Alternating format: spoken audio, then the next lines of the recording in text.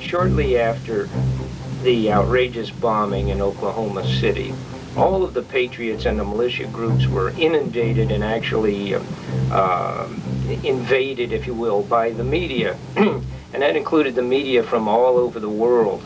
Those of us up at the Militia of Montana, in this very small town of Knoxon, very, very tiny town, I think we almost had equal numbers of people that live in Knoxon to the media personnel that came in. In a short period of time, I believe we did something like 200, possibly 250 interviews. It was absolutely outrageous. And in the middle of that, much of the interviewers were Europeans. They came over from the entire world, were at our doorstep. Some of them, like ABC, NBC, CBS, and CNN, spent as much as 5 days with us. Of course, unfortunately, none of what you ever saw on those on the air was even close to the reality of the way it should have been reported. Of course, they edited it and changed it and yanked things out and bamboozled the public as they usually do. But in the midst of this crowd of people, I met possibly the most amazing woman I've ever met in my life. She is a journalist that does photographic journalism. Her name was Jana Schneider, and she had an overwhelming effect on myself at a point in time when myself and the Militia of Montana needed a little bit of a boost. Jana is an American citizen, however, she has been living in Bosnia and Chechnya and in the Arabian Desert during the storm, the worst of the Desert Storm invasions. Jana covers war, and Jana is a beautiful woman. As you can see here, she actually was a Broadway performer in New York City and had even received the nomination for a Tony Award for one of her presentations. She's a singer, a performer, dancer, and actress. Jana had given up all of that several years ago to do what she felt was right, the same as the American patriots and those people that are getting involved with the militia and the patriot movement across the country. Jana goes into the most devastated war zones all around the world and brings back the truth, the true stories. Now, unfortunately, here in America, we don't see very much of that. In Europe, her name is as well known as Peter Jennings as a reporter. I'm going to show you a few bits and pieces to show you the kind of intestinal fortitude this amazing woman has, and let it be an example for all of us in the United States, those patriots and those American citizens that are coming on board, that we should, especially the men, those of you that think you're macho, get a brief view of this. And this is some of the actual footage done by Jana, some of the live footage. There was 8 tanks lined up. There were at least 25 long cargo trucks lined up a quarter mile. And the MiGs made a circle. And I had my camera out because I really didn't think they were going to open up fire.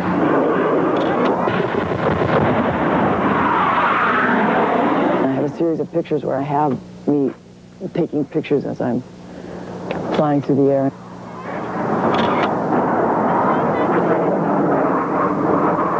And out of 11 people, I was the only one not wounded or killed. Everybody should take a lesson and generate a little bit of strength from this woman. We certainly did, and when she came into the Militia of Montana and met all of us, she was also regenerated. She had traveled around the country, had interviewed several different persons involved with the Patriot movement, and had felt it to be a little bit of a letdown. But after meeting the people at the hub of the Militia of Montana, she was regenerated herself, and she certainly regenerated us, and you will see why here in this next little bit of footage. There was nothing. There wasn't even the sound of an explosion. It was so close. The first 3 shells hit within 16 seconds. I saw the bottom of my foot gone and spurting blood, holes everywhere, hamburger. I couldn't believe I was hit. I said, I'm hit. And Standecker said, "You're hit?" I said, "I'm hit. Get out of here. Get out of here." And he went to reach for me. I said, "Get the out of here. Get out of here." And then he got hit, and I said, "Leave me, leave me, leave me now. Get out of here."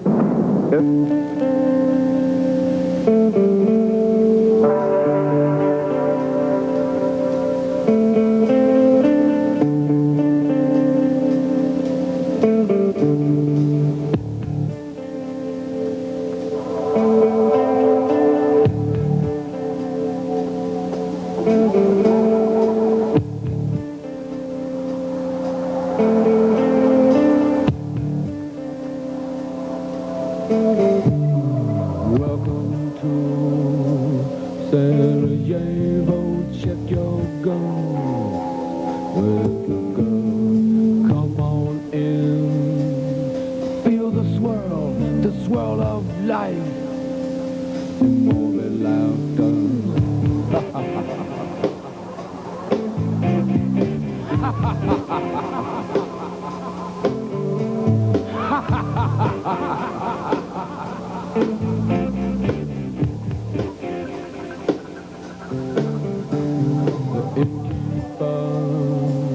A very nice skin. It's tough to slice. Seen it all. Swept up in some bombed out hall.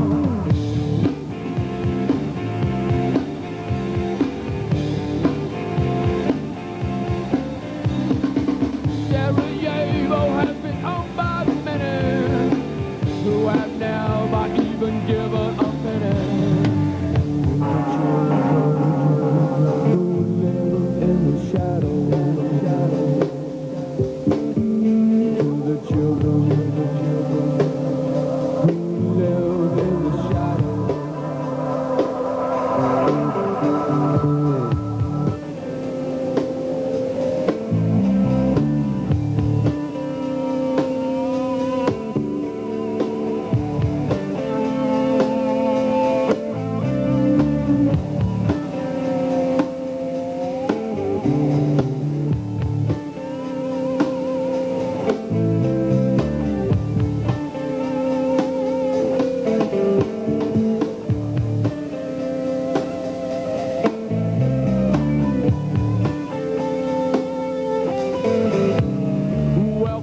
Welcome to Sarajevo every night. A different girl, but keep your eyes open. The bombs are about to swell.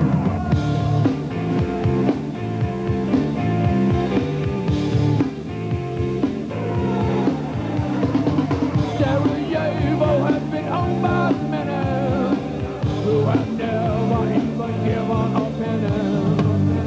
The children who live in the shadow. To the children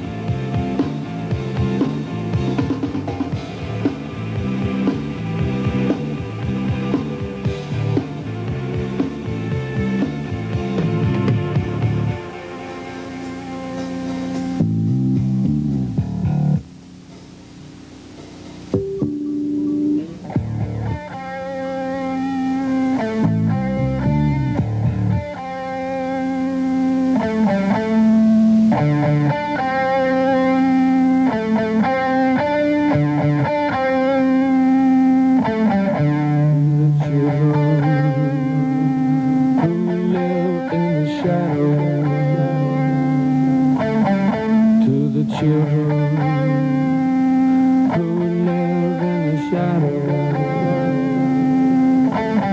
To the children who live in the shadow.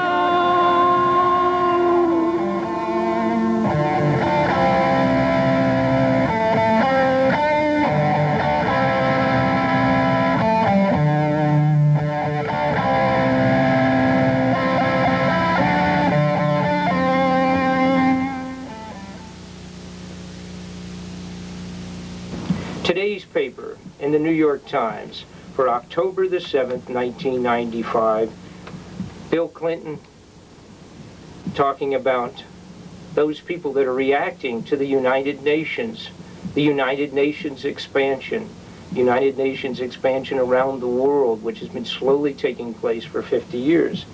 And Bill Clinton's own words are that those folks that are the isolationists are reacting to the expansion and extension of United Nations activities. The United Nations is the banner under which the New World Order, One World Order elitists plan to put us all under the one world government.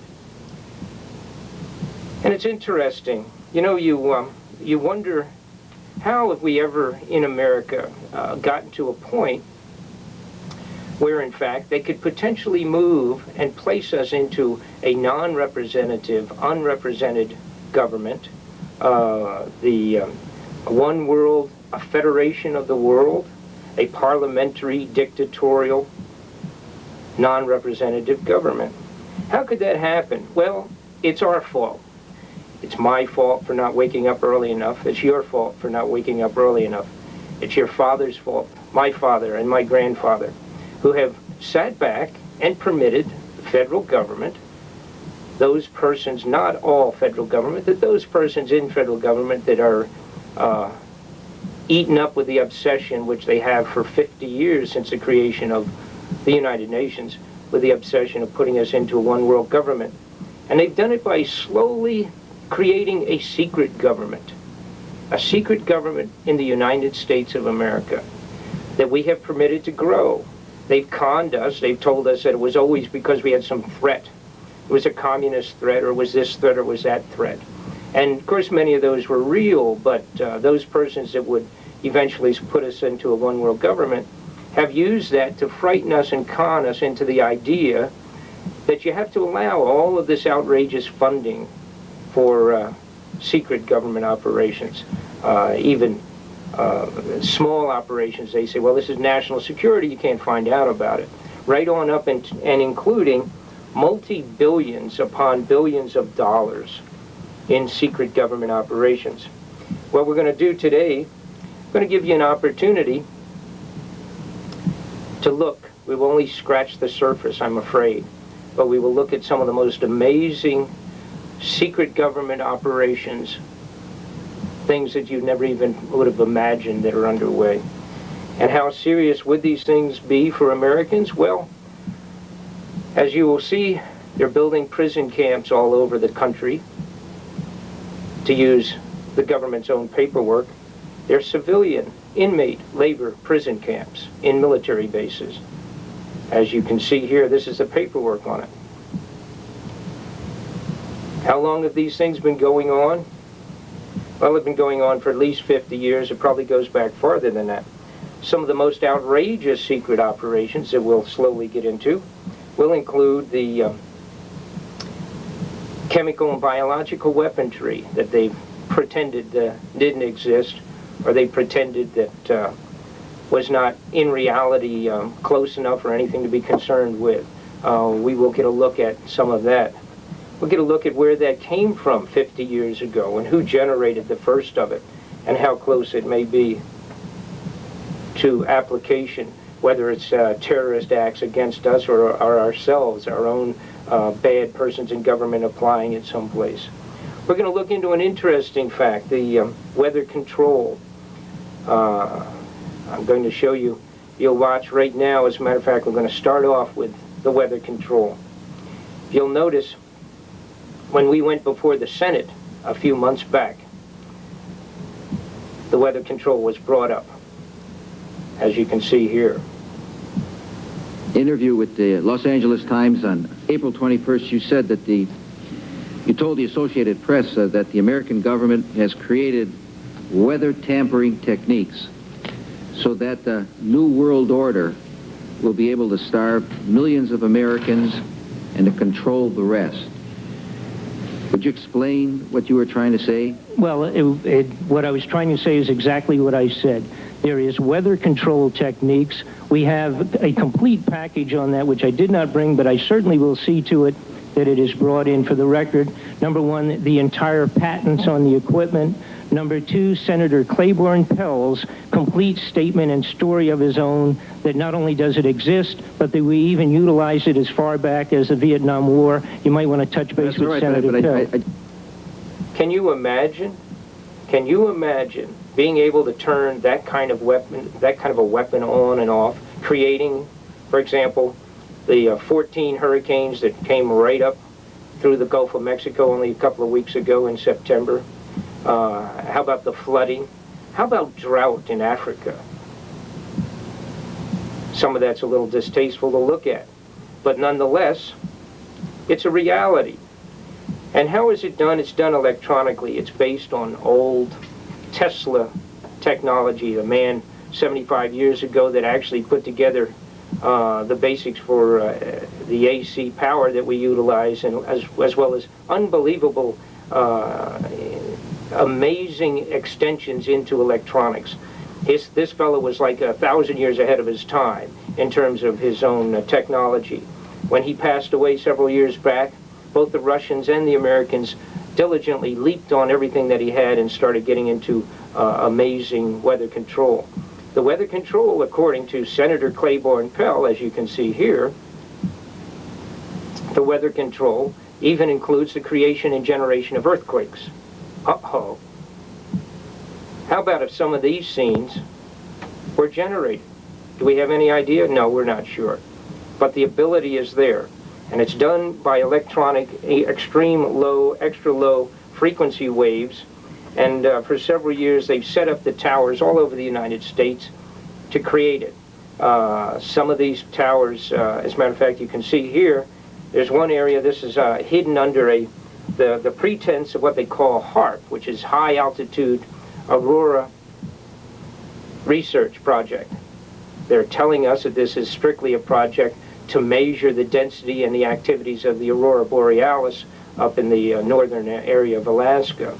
Unfortunately, according to technical information that we have, those in association with other towers all over the United States of America, which, by the way, we have a list of by latitude and longitude, exact locations on them, these towers do have the ability to generate storms.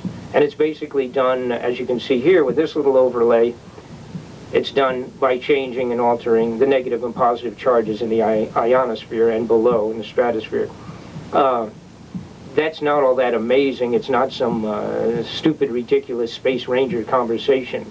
As you can see from also here, we have the actual congressional and senatorial inquiries and conversations that took place several years back in the 70s relative, once again, to weather control.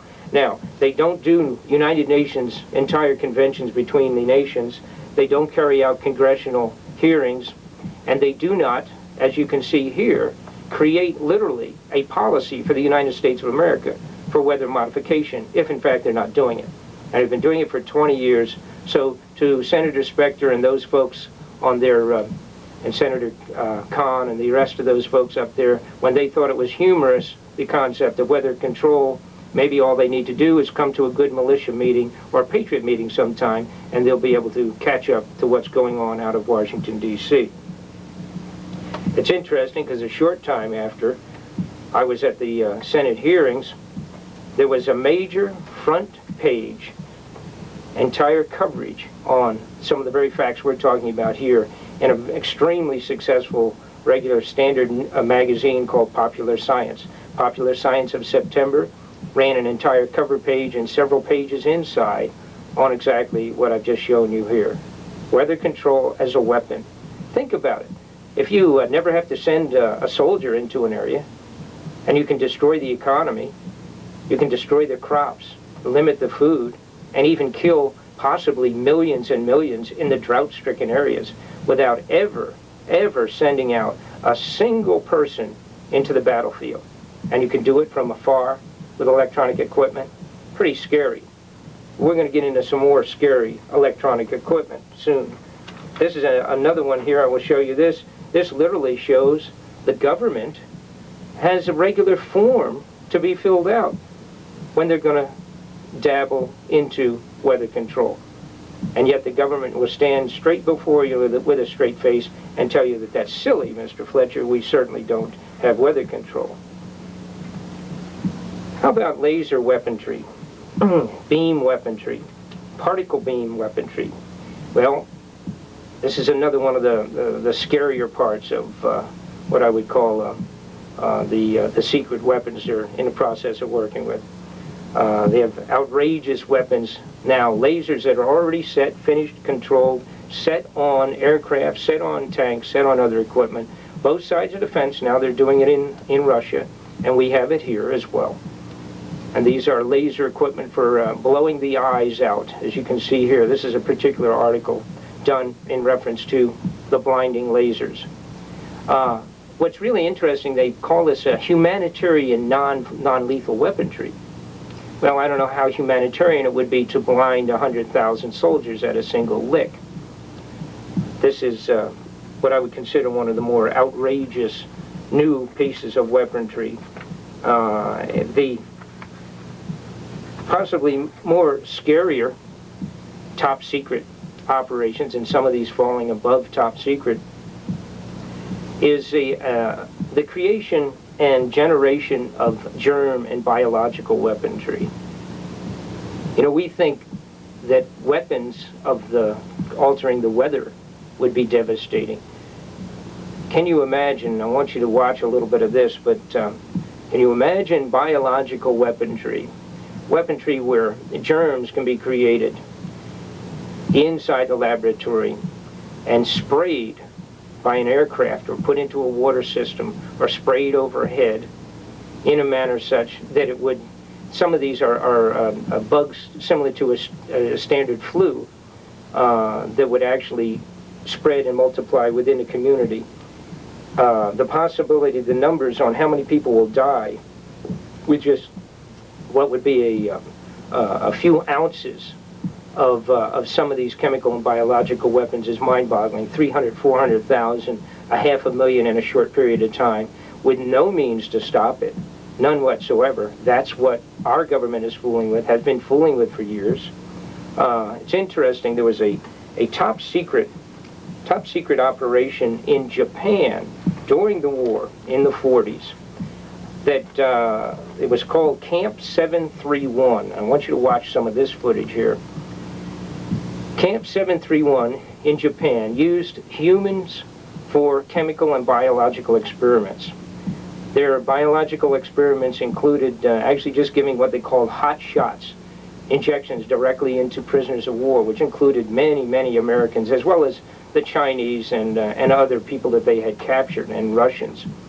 And Japan was moving they were so bizarre with some of this as they were moving forward in their biological and chemical weaponry, that they literally injected certain biological bugs, if you will, into people, and then 24, 48 hours later, they would do an autopsy and cut open and dissect and study those people. But they did it, as you can see here on this footage, they did it while they were still alive. They bisected them, dissected, committed full autopsies on people that were still alive, and they gave them nothing to deaden the pain at all, because their concern was it would affect their study. So they had produced these outrageous biological chemical experimentation laboratories, as you can see here with this footage.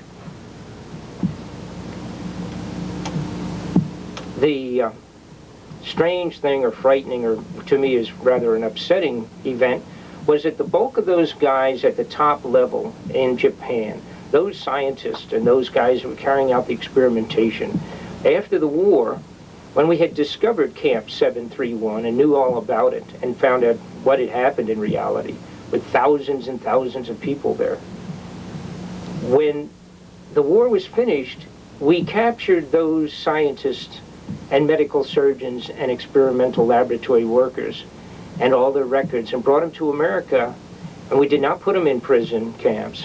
We did not arrest them. We did not charge them with anything. We cut a deal so they could bring their biological experimentation right along to America so that we could begin our own chemical and biological weaponry.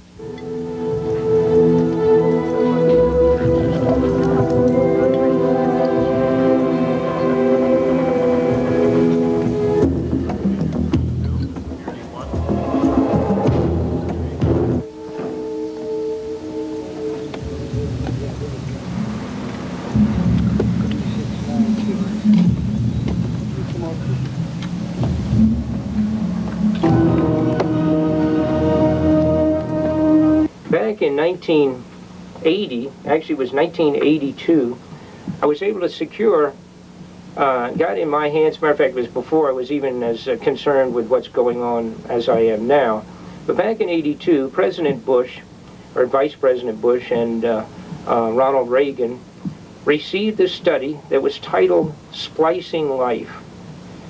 This is a complete study on gene splicing.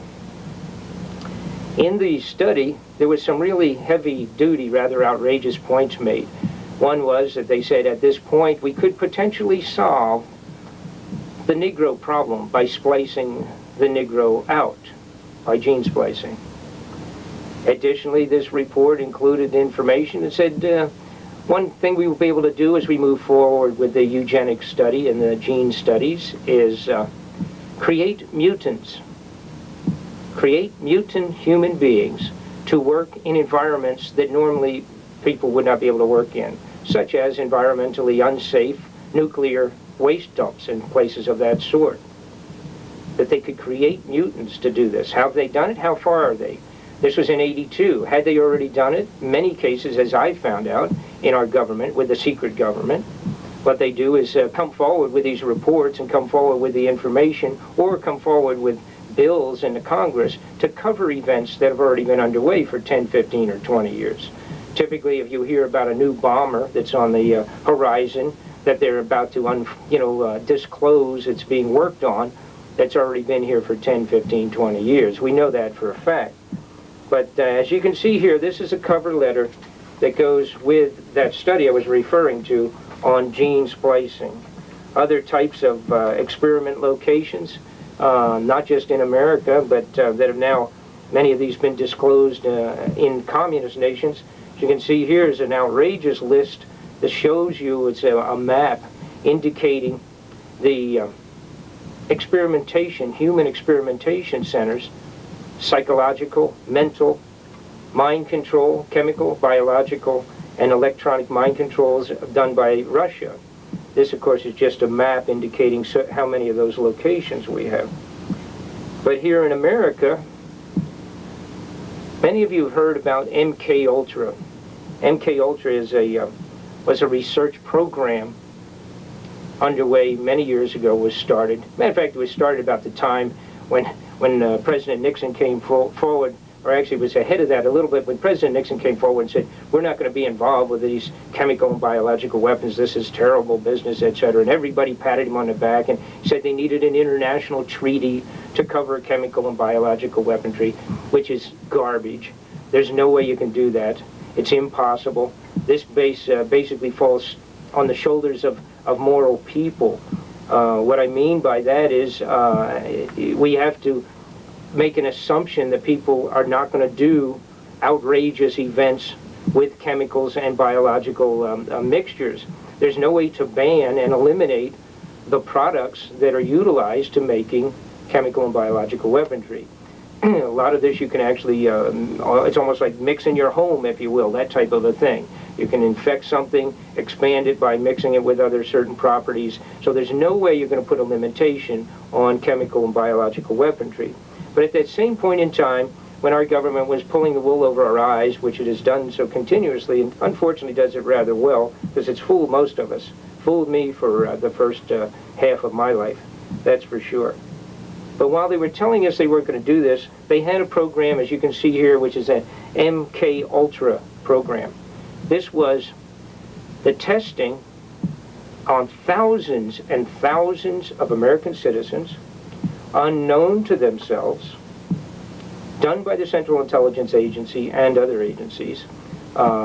They tested them with chemicals, they tested them with radiation, they tested them with electronics, psychic control, mind distortion chemicals. I had met an interesting person several years ago. As a matter of fact, it was all the way back, if I'm not mistaken, 89 or 90, and his name was John Stockwell. John Stockwell was the highest level Central Intelligence agent who was a bureau chief, as a matter of fact, if I'm not mistaken, in Angola and possibly a few other places. And he had jumped ship. He was the highest level CIA station person that had dropped out and just said, I'm out of this. Stuff that the CIA and the secret government is carrying on is too outrageous. And what I'm going to do here is let you listen to John Stockwell very briefly talking, for example, about one of the exercises that they were carrying out that fell under this MK Ultra plan. This was, in fact, well, I'm going to let you listen to John Stockwell briefly here. CIA destabilizations are nothing new. It didn't begin with Nicaragua. We've done it before, once or twice. Like the Church Committee investigating CIA covert action in 1975 found that we had run several hundred a year, and we've been in the business of running covert actions the CIA has for 4 decades. You're talking about 10 to 20,000 covert actions. CIA apologists leap up and say, well, most of these things are not so bloody. And that's true. You're giving a politician some money so he'll throw his party in this direction or that one, or make false speeches on your behalf or something like that. It may be non-violent, but it's still illegal intervention in other countries' affairs, raising the question of whether or not we are going to have a world in which law, rules of behavior are respected, or is it going to be a world of bullies where the strongest can violate and brutalize the weakest and ignore the laws? But many of these things are very bloody indeed, and we know a lot about a lot of them. Investigated by the Congress, testimony by CIA directors, testimony by CIA case officers, books written by CIA case officers, documents gotten out of the government under the Freedom of Information Act, books that are written by Pulitzer Prize winning journalists who've documented their cases. And you can go and read for these things. Classic CIA operations that we know about, some of them very bloody indeed. Guatemala 1954, Brazil, Guyana, Chile, the Congo, Iran, Panama, Peru, Bolivia, Ecuador, Uruguay, the CIA organized the overthrow of constitutional democracies. Read the book Covert Action, 35 Years of Deception, by the journalist Garwood. Remember the Henry Kissinger quote before the Congress when he was being grilled to explain what they had done to overthrow the democratic government in Chile, in which the president Salvador Allende had been killed. And he said, the issues are much too important for the Chilean voters to be left to decide for themselves. We had covert actions against China, very much like what we're doing against Nicaragua today, that led us directly into the Korean War, where we fought China in Korea. We had a long covert action in Vietnam, very much like the one that we're running in Nicaragua today, that tracked us directly into the Vietnam War. Read the book, The Hidden History of the Korean War by I.F. Stone. Read Deadly Deceits by Ralph McGee for the Vietnam story. In Thailand, the Congo, Laos, Vietnam, Taiwan, and Honduras, the CIA put together large standing armies. In Vietnam, Laos, Cambodia, Thailand, the Congo, Iran, Nicaragua, and Sri Lanka, the CIA armed and encouraged ethnic minorities to rise up and fight. The first thing we began doing in Nicaragua in 1981 was to fund an element of the Mosquito Indians, to give them money and training and arms so they could rise up and fight against the government in Managua. In El Salvador, Vietnam, Korea, Iran, Uganda, and the Congo, the CIA helped form and train the death squads. In El Salvador specifically, under the Alliance for Progress in the early 60s, the CIA helped put together the Treasury Police, These are the people that haul people out at night today and run trucks over their heads.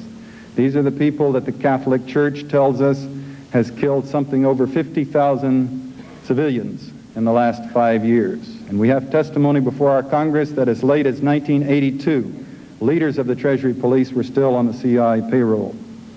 Then you have the public safety program. I have to take just a minute on this one because it's a very important principle involved that we must understand if we're to understand ourselves and the world that we live in. In this one, the CIA was working with police forces throughout Latin America for about 26 years, teaching them how to wrap up subversive networks by capturing someone and interrogating them, torturing them, and then getting names and arresting the others and going from there.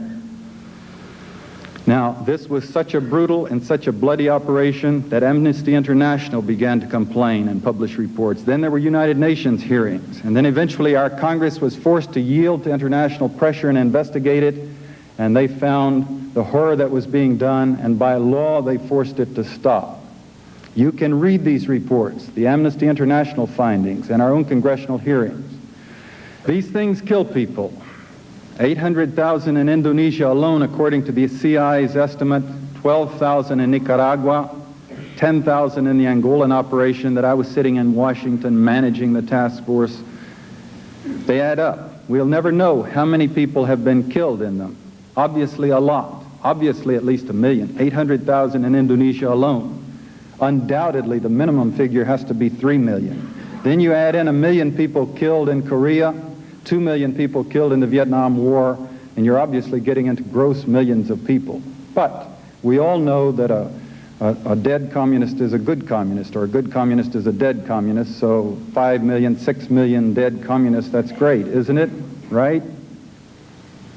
Well, you begin to look at these things, and you find some interesting things jumping out at you. We do not parachute teams into the Soviet Union to haul families out at night and castrate the father with the children watching, because they have the bomb and a big army, and they would parachute teams right back into our country and do the same thing to us. They're not scared of us.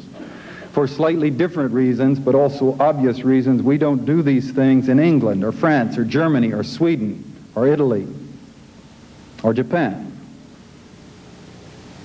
What comes out at you immediately is that these 1 to 3 million direct victims, the dead, and then these other wars, they're people of the third world. They're citizens of countries that are too small to defend them from the United States' brutality and aggression. They're people of the Mitumba Mountains of the Congo and the jungles of Southeast Asia, and now the hills of northern Nicaragua, 12,000 peasants. We have not killed KGB or Russian army advisors in Nicaragua. We are not killing Cuban advisors, and we're not killing very many Sandinistas.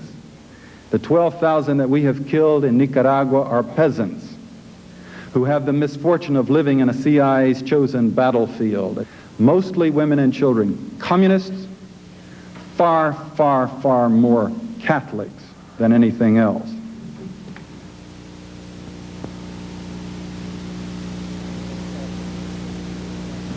Now, case officers that do these things in places like Nicaragua, they do not come back to the United States and click their heels and suddenly become responsible citizens.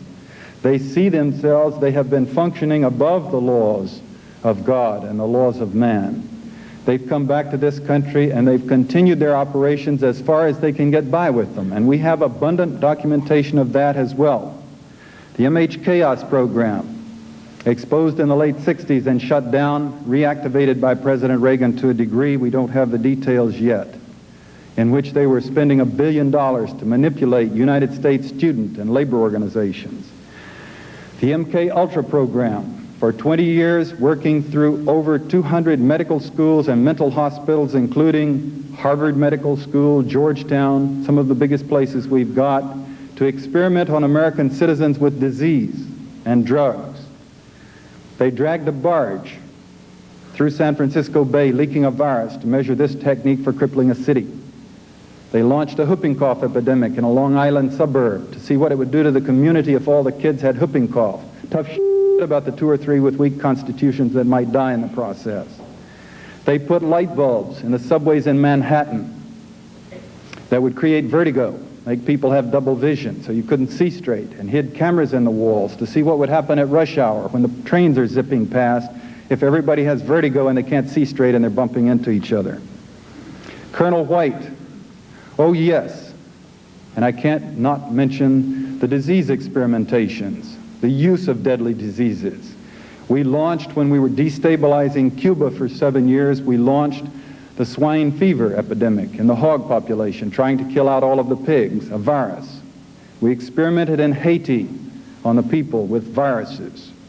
Now, I am not saying, I do not have the slightest shred of evidence that there is any truth or indication to the rumor that the CIA and its experimentations were responsible for AIDS. But we do have it documented that the CIA has been experimenting on people with viruses. And now we have some deadly killer viruses running around the society. And it has to make you wonder, and it has to make you worry. Colonel White wrote from retirement. He was the man who was in charge of this macabre program. He wrote, "I toiled wholeheartedly in the vineyards because it was fun, fun, fun. Where else could a red-blooded American boy lie, kill, cheat, steal, rape, and pillage with the blessings of the All-Highest?" Now that program, the MK Ultra program, was eventually exposed by the press in 1972, investigated by the Congress, and shut down by the Congress. You can dig up the congressional record and read it for yourself. There's one book called In Search of the Manchurian Candidate that's written by John Marks, based on 14,000 documents gotten out of the government under the Freedom of Information Act. Read for yourselves. The thing was shut down, but not one CI case officer who was involved was in any way punished. Not one case officer involved in these experimentations on the American public lost a single paycheck for what they had done. Church Committee found that the CIA had co-opted several hundred journalists, including some of the biggest names in the business, to pump its propaganda stories into our media to teach us to hate Fidel Castro and Ho Chi Minh and the Chinese and whomever. The latest flap or scandal we had about that was a year and a half ago. Leslie Gelb, the heavyweight with the New York Times, was exposed for having been working covertly with the CIA in 1978 to recruit journalists in Europe who would introduce stories, print stories, that would create sympathy for the neutron bomb. The Church Committee found that they'd published over 1,000 books, paying someone to write a book. The CIA puts its propaganda lines in it. The professor or the scholar gets credit for the book and gets the royalties. The latest flap we had about that was last year. A professor at Harvard was exposed for accepting $105,000 from the CIA to write a book about the Middle East. Several thousand professors and graduate students co-opted by the CIA to run its operations on campuses and build files on students. And then we have evidence now, which has been hard to collect in the past, but we knew it was happening, of CIA agents participating, trying to manipulate our elections.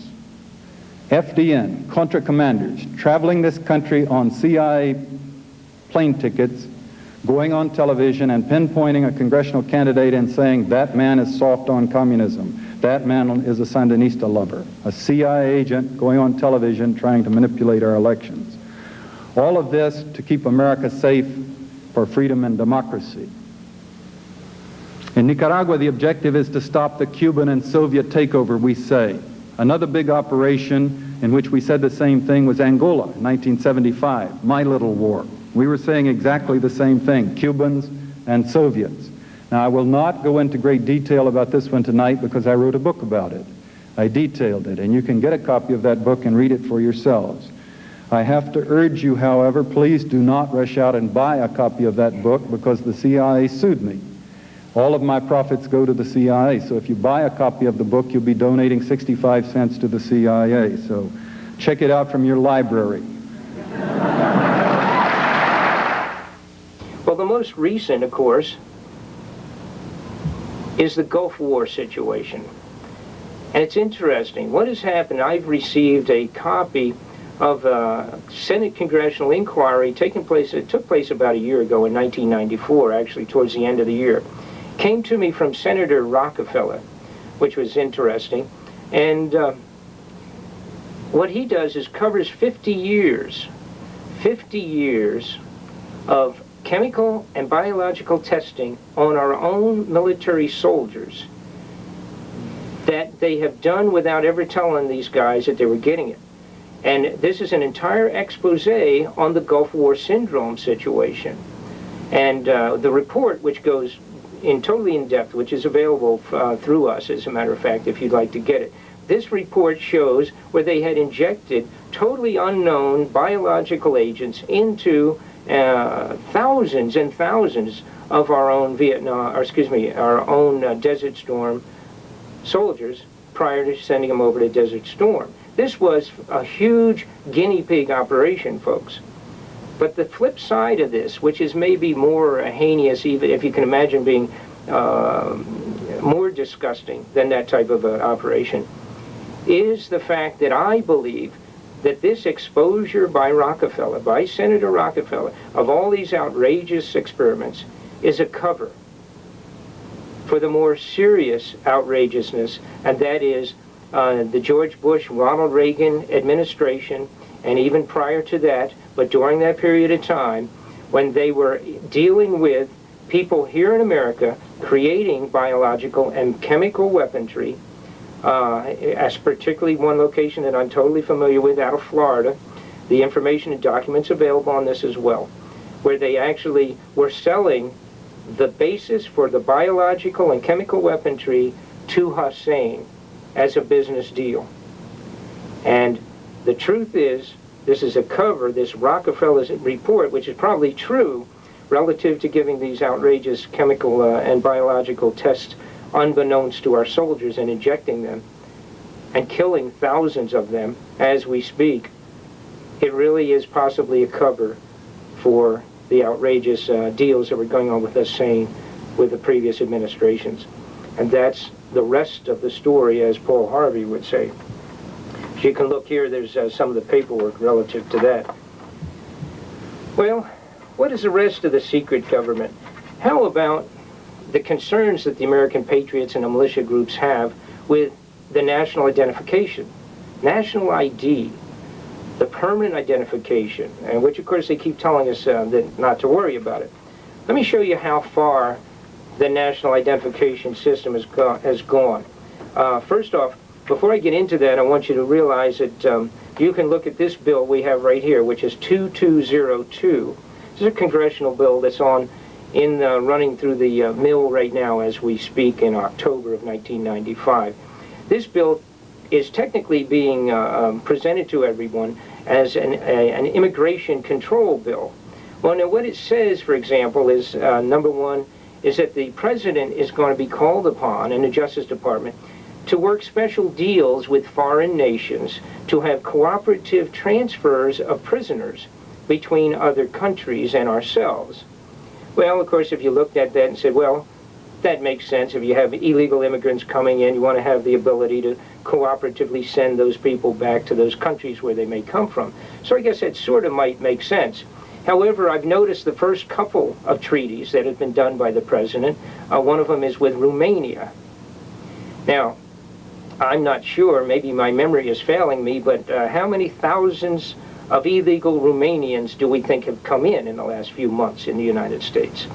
Well, then the other question is, well, gee, Bob, why would they set up an exchange, a prison agreement exchange between prisoners and a country like Romania? Well, the reason is that they're presently creating airport-located prison transfer centers. As you can see here, this is one that's in Seattle, Washington, under construction. As you can see also, which I had in our previous tape that we did called Invasion and Betrayal, this is one in Oklahoma City. The big one, which I'm going to show you several bits and pieces out of, is in Denver, at the Denver International Airport. The Denver International Airport, in my opinion, and the opinion of people that have done a fairly close study of this, is the Denver International Airport will be a pivot point for transferring prisoners by the thousands. It's structured in a manner such that the roof could be removed very easily. Helicopters could literally drop into the middle of the building if necessary. The airport, as in the paperwork for $80 million prison base located at an airport down in the south, that one specifically, the paperwork says prisoners will be able to be transferred without being seen from either the ground or from the air. They are constructing them in that manner. As you can see from this paperwork that you're looking at right now, this is out of a civil affairs operation manual of the United States Army. This is a secret manual. But if you'll notice, Denver is the main pivot point, the main connecting point to all the other state regions that have been broken up on this map by the United States Army. What does that mean? Well, it means that if you put it together along with the fact that we're cutting special deals with nations like Romania, we may end up shipping American citizens after they're arrested as they move forward with the New World Order. They will ship prisoners to foreign nations if they so desire to do so. Other outrageous points in connection with the prison camps, if you will, and transfer centers. If you'll notice here, Fort Dix has already been converted under the United States Army's mandates for creating civilian inmate labor camps. If you'll notice here, you see this is actually photographs of a prisoner of war sample base. And of course here, I'm going to switch back to the Civil Affairs document 4110 that showed the center of Denver being a pivot point for the FEMA operations. You're also going to notice they have an interesting thing. This is a map overlay for civilian pickup points. What does that mean? Here's also a map, or excuse me, a drawing that resembles this very prison camp that you're seeing here. I guess you could always say, well, this is, of course, designed for other places, but I don't know why they would include Denver if they're talking about other locations for these prison camps. Now I'm going to get back into another point, the chemical and biological weaponry. As you can look here, just to give you an idea of the amount of biological weapons that are stored in the United States. You notice it's thousands and thousands of tons. This is not a little bit, this is tonnage we're talking about here. Of course, they come forward recently here with the New World Order, and they are relabeling the plutonium. The plutonium in the United States now is being relabeled by the United Nations. The UN is taking control of the plutonium. This is a picture right in the Hanford plutonium storage and facility. As you'll notice here, it just clearly shows a United Nations personnel labeling our plutonium and putting it under the control of the United Nations. Bill Clinton, in today's newspaper, in October, the beginning of October, is explaining that we don't have to worry about the United Nations taking over our sovereignty. He says that this is a necessity. We may have to send, a few 25 or 30,000 American troops into Bosnia, but you don't have to worry about that. We may have to put 25, 30, 40,000 troops into the Arabian area over there because of Hussein for some reason or another, but not worry about that. We have other hot spots. And those of you that have seen Invasion and Betrayal tape and are familiar with it, our concerns are simply this, that they will dispense our troops all over the world, and then we will have a chemical, biological, terrorist attack carried out by some of these scurrilous characters that want to put us into a one-world government. They will then call upon the national emergency and the suspension of the Constitution. That in 1994, the paperwork was all created and signed by Bill Clinton to cover that event. They will then move us into the one world government, eliminate your your constitutional rights, confiscate our weaponry, and move forward with a one world government. And let me show you something. As you can see here, this may be one of the most upsetting pieces of paper that we came across. Myself, Lieutenant Colonel Bo Greitz, and a few other folks were able to get a hold of this several years ago, actually. And this is the Department of Defense appropriations for 1970, and it was covering chemical, biological weaponry at that time. And Dr. MacArthur came forward on the floor of the Senate and the Congress relative to necessary appropriations in the whole biochemistry and biologically warfare area. And Dr. MacArthur came forward and said that he had the ability to create a virus, a synthetic virus that would destroy the immunity system. And that given about 10 million in budget and 5 or 10 years, he could create that virus that would destroy the immunity system, and there would be no cure or no way to stop it. He did point out that the possibility is, of course, that if they created this virus in the laboratory, if it was to get out, that it could kill millions of people. As in the report done for George Bush and back in '82, in the Splicing Life report, they indicated the same thing, that we could create a synthetic virus or some of these chemical, biologically oriented disease weapons, and that they could potentially get out into the community and kill millions of people. The description that Dr. MacArthur gives to the Senate and the Congress is exactly that of the AIDS virus. This was 1970. He did receive his funding, and he did begin working. And where it goes from there, I'm not sure. But our biggest concern is that what you may be looking at is the actual funding for the AIDS virus in 1970. That's obviously a little bit upsetting. The concern that the American citizen patriot and the militia persons have right now is the total secrecy that's been allowed to go so far. And will they turn any of this against us to force us into the one world government, the New World Order? I'm not sure, but it's a frightening prospect, particularly the genetics engineering and that type of thing.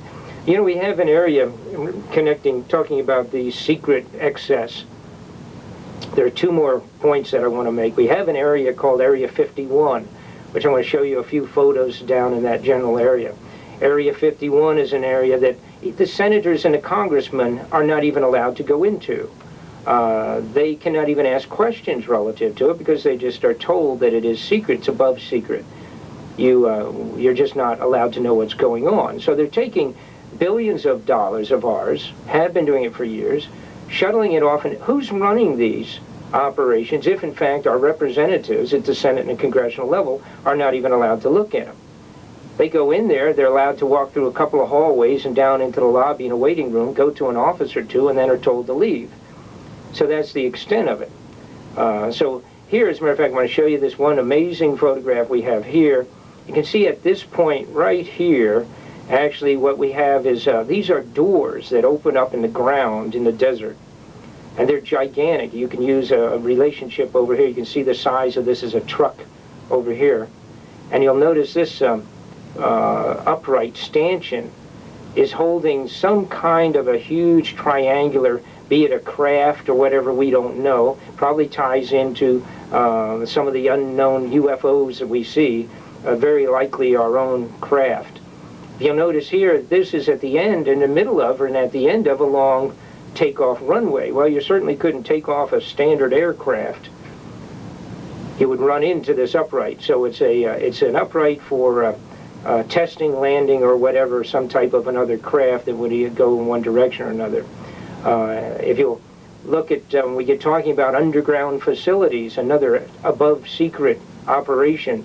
We have underground camps all over the United States, and they're huge. And here you can see the amazing size of these drills that are used to drill the underground bases. If you notice here, this is a man standing next to this drill. These drills are structured now. They can go through hard rock. Once they've gone through, they go 7 to 8 miles a day or something like that. Pretty good distance. The material that it digs and churns up shoots out the backs, loaded in trucks, train cars, and transported out of the tunnel. As you notice, these are so huge that 18-wheelers could drive side by side down these or crossing in two directions just with a single plunge of these outrageously gigantic drills. So those folks that tell you, oh, underground facilities, that's baloney. This is the equipment that does it, as you can see right here. They additionally can go through soft material. As you can notice here, this is the copyrights or patents, excuse me, this is the patents on the laser drills and the laser units they use. The lasers are utilized in soft material to temporarily solidify the sides or the walls of the tunnel, where they then come back in later on, put reinforcing bars, cement, etc., and spray it in and then go from there. So they can go through what normally would even be a wall that might collapse in soft dirt or sand or clay, yet they can go through this and create a solidified tunnel under into which they just go back in and reinforce it, and so that's not a problem either. This is the patents on that equipment. These underground facilities brings us to what is the most outrageous above top secret mission that's ever been created. It's an ongoing operation out of Washington. It's an operation that many of the highest level persons in our government have no idea it's taking place. It is called the Continuation of Government Program. Continuation of Government Program is above top secret. Continuation of Government Program is basically designed originally with a logical thought in mind, and that is to be able to preserve the president's position and or other leadership of the government, and to maintain the continuance of government in the case of a horrendous, say a nuclear attack from a foreign nation, from wherever, that the highest members of the government would be shuttled off to underground facilities, taken underground, and could maintain government. Now, interestingly enough, they call this as a constitutional government maintenance. However, the plan calls for the appointment of presidents and vice presidents, if in fact that would be the need, and the appointment of those presidents would be done by a handful of people, but have nothing to do with representative government, of course. So the continuation of representative government under the Continuation of Government Program is actually, in fact, the continuation of some sort of an appointed dictatorship. So it kind of, it's an oxymoron, and it does not work. It does not fly. I want you to look here now. There's a few brief little segments I'm going to show you in connection with the Continuation of Government Program on this little video here. You watch some of this, please. You'll be surprised.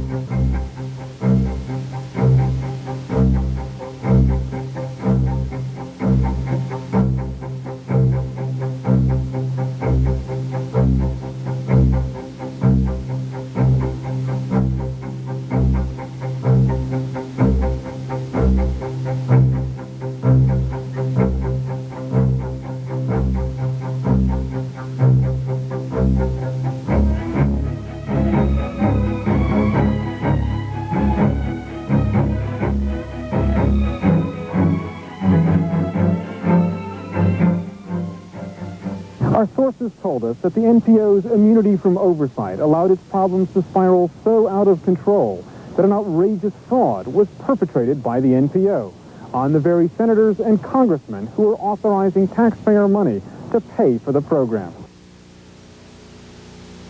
It happened at a secret site near Great Falls, Montana. Sources say that in late 1985, then Speaker of the House Tip O'Neill and Senate Appropriations Chairman Robert Byrd were among key officials who participated in the first major test of the new communication system. NPO officials were afraid the system would fail in front of their powerful guests, so they rigged the test. Bob was an eyewitness. At one point, information was supposed to be sent out, and even though lights were blinking and the wheels were turning, the message was being sent by payphone about a block and a half from the site where the exercise was taking place. So, X million dollars worth of communications equipment later, they had to use the payphone to make it work? That's what happened. Millions of dollars worth of equipment failed to function correctly. And 25 or 50 cents worth of change in a pay telephone got the message through. The test appeared to be a success, but the officials had been hoodwinked, and money continued to flow into the program. Very few people knew about the scam, and because the program is so classified, there was no one they could tell. Well, the question is, of course, what do Americans do with a government that's gone and moved so far forward into secrecy? How do we react to the secret government? What do we do? I guess the biggest point is you've got to let your friends and relatives know about what's happening. Number two, you've got to contact your senators and your congressmen and tell them that you are aware of what's happening, that you want to stop government that's done in the darkness, government that's done in secrecy. It's a war for control, the control of your mind and your body. Americans are traditionally independent, very hard to control, but the architects of the New World Order have ways to force you into submission. To those servicemen 40 years ago that were used as guinea pigs in these unbelievable biological and atomic experiments, and to those servicemen, those patriots that have stepped forward, that have the nerve to move forward in the shadow of the enemy and to bring forward the truth and to try to show to the American people that our problems are not necessarily 5,000, 2,000, 3,000 miles away, that our problems are in our backyard. Those guys that have the nerve to come forward and let the rest of the world know that we, in fact, will stand and resist a one world, new world order. We will not tolerate treason and tyranny in our government, moving us into an unrepresented, tyrannical, dictatorial, one world government, and that we will resist. For those soldiers in the Gulf War that have been affected as test tube experiments once again, have been infected with unknown diseases and biological infections, which includes my own son, who's a Marine. All of you guys and those people that have stepped forward, you are forever heroes. You fall in the ranks with George Washington, with what he put up with when those guys originally created this country. And shame on a president that will come forward and say in public, how dare you speak out against a government? How dare you call yourselves a patriots? You guys are forever the heroes. You guys that are in the service right now, and Mr. New, the young military man that presently has stepped forward and says, I will not serve under the United Nations because I did not take an oath to support the United Nations, which is some kind of a private enterprise for one world government. When he steps forward and has the nerve to do it, let all those policemen that are running a legal, honest, ongoing policing operation wherever, whatever city or county you work for, every sheriff that's an honest sheriff, every military guy that understands what his duty is to the Constitution and not to some foreign nation, you guys are forever heroes. We won't forget you. If I could send a simple message to our troops at home and far away, I would make one small promise. Hear me now. This is what I'd say. You are forever heroes. We won't forget you. We know the sacrifice you've made. Forever heroes. God bless and keep you. You're the youth in the youth.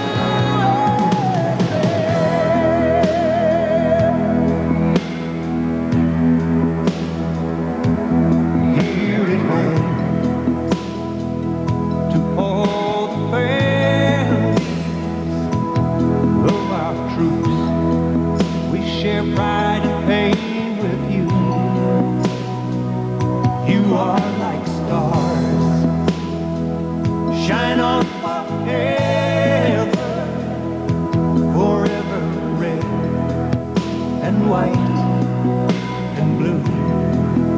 You are forever heroes. We won't forget you. We know the sacrifice you made. Forever heroes. God bless and keep you. You're the you in the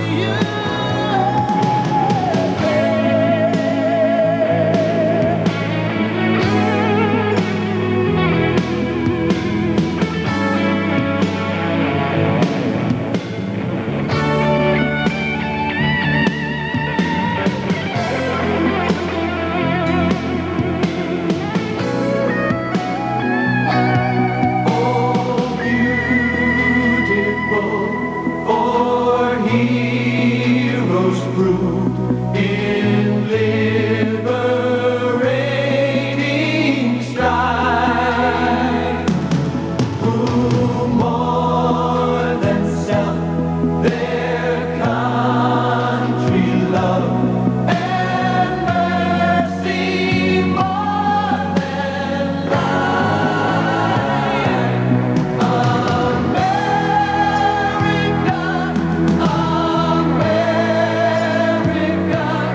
God shed His grace on me and crowned thy good with brotherhood from sea to shining sea. Forever heroes, we won't forget you. We know the sacrifice you made. Forever heroes. God bless and keep you. You're the you in the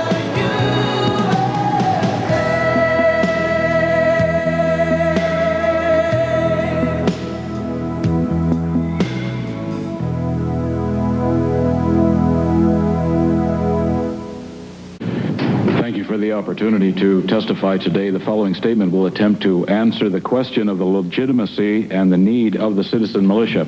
Not only does the Constitution specifically allow the formation of a federal army, it also recognizes the inherent right of the people to form militia. Further, it recognizes that the citizen and his personal armament are the foundation of the militia. The arming of the militia is not left to the state, but to the citizen. However, should the state choose to arm its citizen militia, it is free to do so, bearing in mind that the Constitution is not a document limiting the citizen, but rather limiting the power of government. But should the state fail to arm its citizen militia, the right of the people to keep and bear arms becomes the source of the guarantee that the state will not be found defenseless in the presence of a threat to its security. It makes no sense whatsoever to look to the Constitution of the United States or that of any state for permission to form a citizen militia, since logically the power to permit is also the power to deny.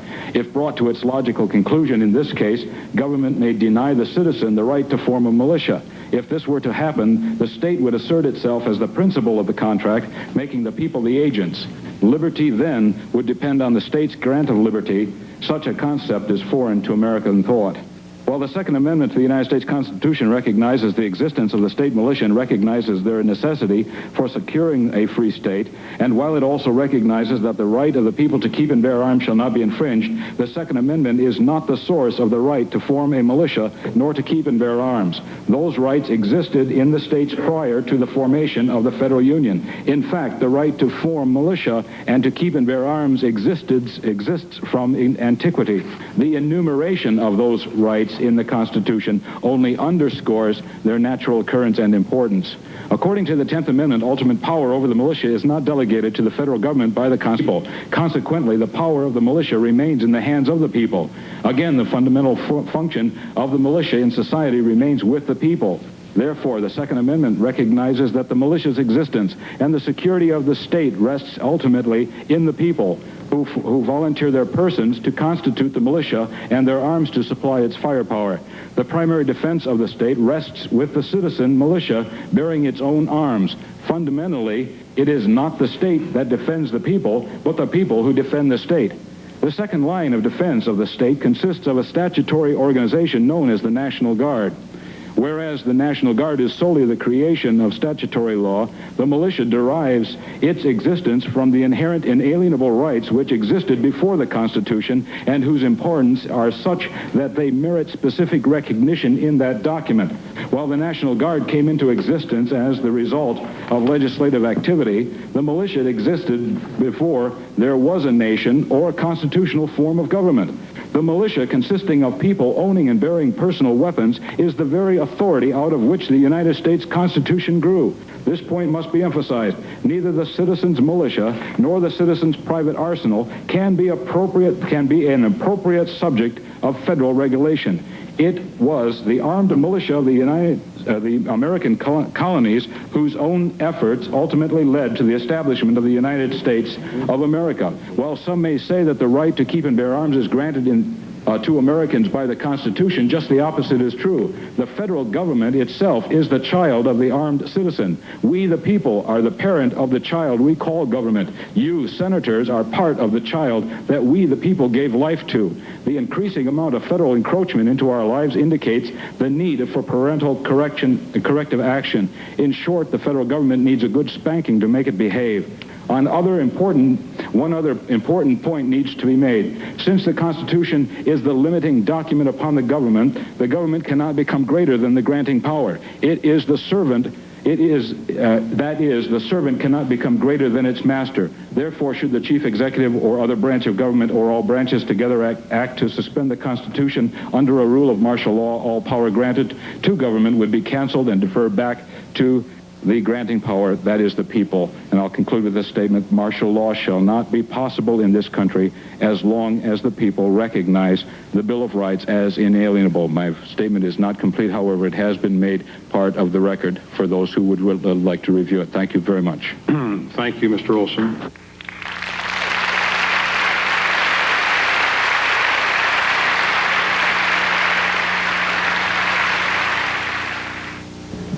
One final statement.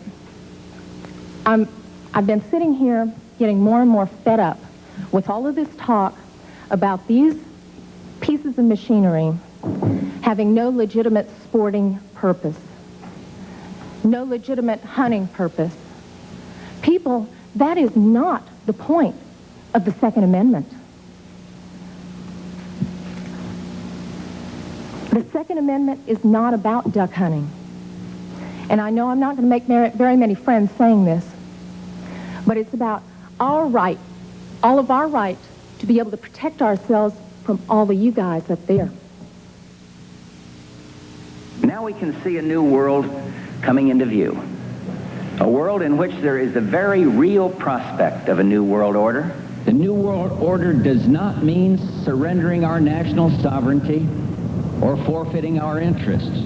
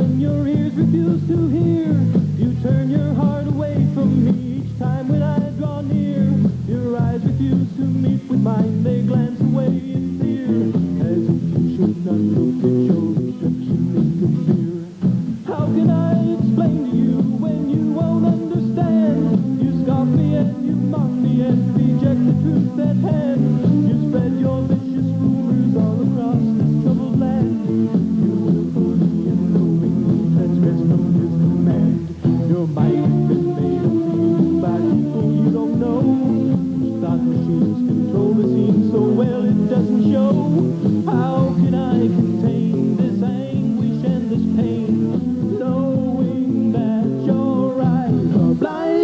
by the lies? Have your eyes been blinded by the lies? Have your eyes been blinded by the lies? Yes, your eyes are blinded by the lies. Yes, your eyes are blinded by the lies. Every time I think about